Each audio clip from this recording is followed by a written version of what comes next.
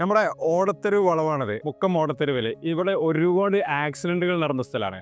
എല്ലാ ഭാഗത്തേക്കും വണ്ടി തെന്നി നീങ്ങിയിട്ട് വണ്ടി പിന്നെ ഓവർടേക്ക് ചെയ്യുന്ന സമയത്തൊക്കെ പല ആക്സിഡന്റുകളും നടന്നൊരു ഏരിയയാണ്.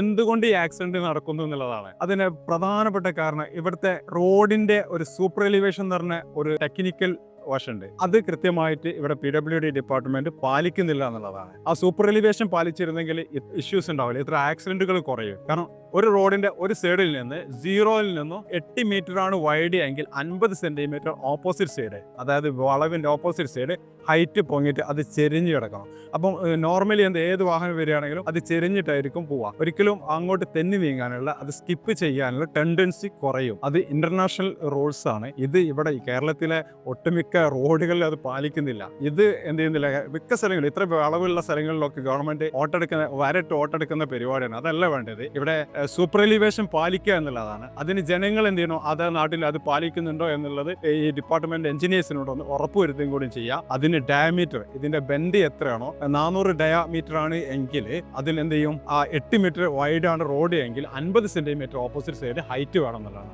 അത് നിങ്ങൾക്ക് തന്നെ മനസ്സിലാവും. ജനങ്ങളുടെ അവയർനെസ്സിലേക്ക് കൂടിയാണ് ഇടുന്നത്. PWD അത് ശ്രദ്ധിക്കണം എന്നാണ് ഇപ്പൊ നമുക്ക് ആവശ്യപ്പെടുന്നത്. അതുകൊണ്ട് ഈ കേരളത്തിൽ എന്ത് ചെയ്യേണ്ടത്, ഇത്തരം ബെൻഡിലുള്ള അപകടങ്ങൾ കുറയാനുള്ള നല്ലൊരു സാധ്യത ഉണ്ട്. അത് സൂപ്പർ എലിവേഷൻ പാലിച്ചു കഴിഞ്ഞാൽ.